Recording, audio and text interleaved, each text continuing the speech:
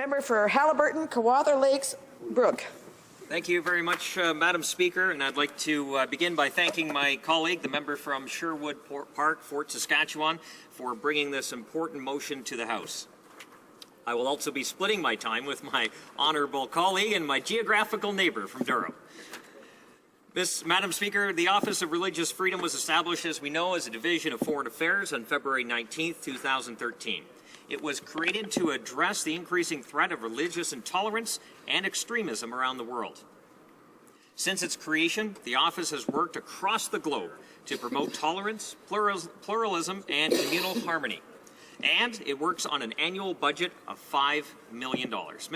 Madam Speaker, with a budget that is forecasted to push Canada into $30 billion of potential debt, I sincerely hope that this government will continue to fund the Office of Religious Freedom to allow it to continue doing its important work right across the globe. The office plays an important role as a non-partisan, multifaceted organization that supports all faiths.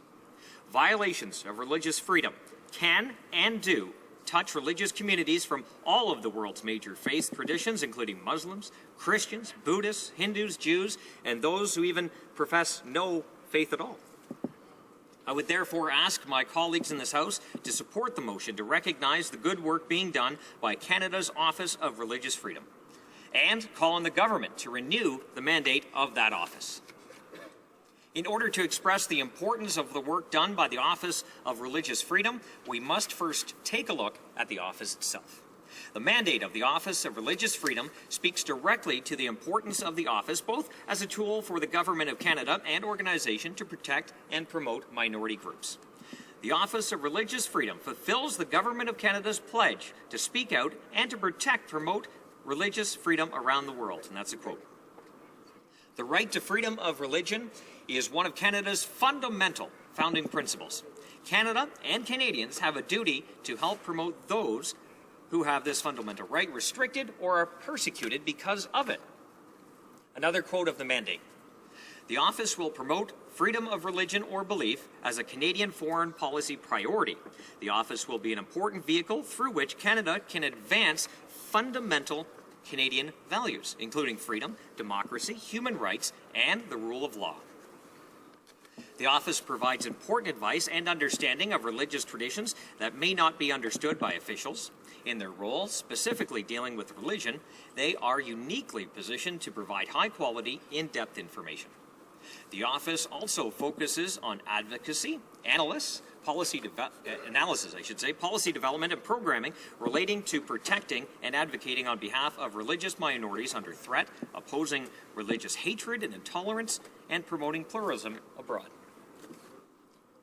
It works specifically in countries that violate the right to freedom of religion, which, according to the Office of Religious Freedom, represents nearly 77% of the world's population. In addition, with approximately 84% of the world's population in 2010 affiliated with religious tradition, the impact the Office of Religious Freedom can have in the policy-making field is yet another asset to the government. The Religious Freedom Fund, Madam Speaker, is the vehicle which the government uses to fund projects outside Canada to help religious communities that are facing intolerance or persecution in their country. The fund supports projects in the following categories. They raise awareness about issues related to freedom of religion or belief. They conduct research on freedom of religion or belief that provides governments and decision makers around the world with relevant information and analysis. They support a dialogue among different religious groups and provide legal and legislative or related forms of support on issues of freedom of religion and belief. A wide range of support of these programs allows the fund to support a wide variety of programs across the globe. These projects include those in Bangladesh, Iraq, Lebanon, Syria, Sri Lanka, Pakistan, and Indonesia, and that's only naming a few. And just like in our embassies abroad, the ambassador plays a crucial role in representing Canada. Dr. Andrew Bennett was appointed Canada's first ambassador for religious freedom on February 19, 2013.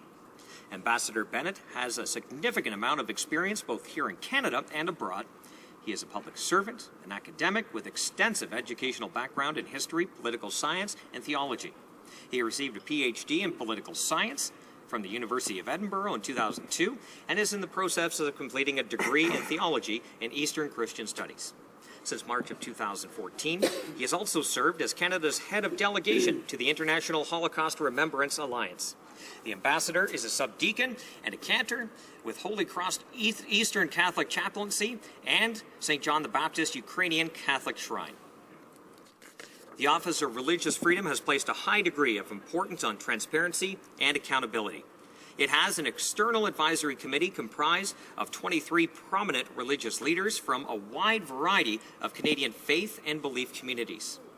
The first meeting of the advisory committee was held in June of 2015, and it meets regularly to advise the office on the exercise of its mandate. In Canada, we enjoy many fundamental rights and freedoms. They are part of what makes Canada so great. But in many areas of the world, people are not as blessed as we are. It is therefore that much more important that the Office of Religious Freedom be recognized for the great work it is doing and to have its mandate renewed. To quote the Charter of Rights and Freedoms, everybody has the following fundamental freedoms: freedom of conscience and religion. The belief that everyone has the right to freedom of religion is what is needed to guide us as we move forward to promote and protect people abroad.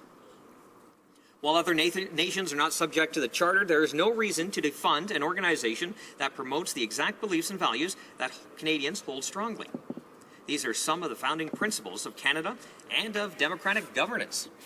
And these are the same rights and freedoms that Canadians have fought and died to protect. It is not only Canada, Madam Speaker, that has recognized the increasing importance of promoting religious freedom abroad. The United States Department of State also has an Office of Religious Freedom. It is also being recognized in both the Universal Declaration of Human Rights and many other documents as well, and organizations across the world. The office works collaboratively with other nations to support projects that mobilize capacity to respond to local challenges. And the work done by the office has earned it great esteem internationally and within communities across Canada. I could speak at length about all the important work being done by the office, but I will limit myself to just 3 examples as time runs out. These include both bilateral and multilateral work. The work of the office spans across the globe, and the support ranges in size and dollar value. The first example. On June 15, 2015, Ambassador Bennett hosted the inaugural meeting of the International Contact Group on Freedom of Religion, a group that was initiated by Canada. The contact group brings together government representatives of over 20 countries in diverse and multilateral effort to facilitate networking, cooperation, collaboration, and to address the challenge posed by international religious persecution. It includes, this is very interesting, non-traditional members such as Cameroon, Chile, and Morocco. The United States Commission for International Rights Freedom and many others have praised Canada's initiative to convene that contact group. Some of the work done in Europe would include working in Ukraine to facilitate leadership courses and exchange programs that bring together Ukrainian youth from various backgrounds and to promote tolerance and deepen intercultural awareness. An example of some of the work done in Southeast Asia, supporting the sustainable monitoring and reporting on freedom of religion or belief in Indonesia, increasing understanding by religious minorities of their constitutional rights, and building their capacity to advocate for tolerance and pluralism. Madam Speaker, the Office of Religious Freedom was created to address a growing problem that affects countries and people all across the globe. Canada needs to continue to speak out against discrimination of those who simply wish to practice their faith in safety and security. The office not only has a humanitarian importance, but has shown, because of its unique mandate, has the insight into nations and religious traditions that can be used by global affairs to strengthen our diplomatic ties and relationships with other nations. With all the discussion from the members opposite about inclusion, diversity, and tolerance, I sincerely hope that they will support this important motion and continue to fund this nonpartisan office that it is protecting and promoting one of the values that Canadians hold most important. Thank you very much, Madam Speaker.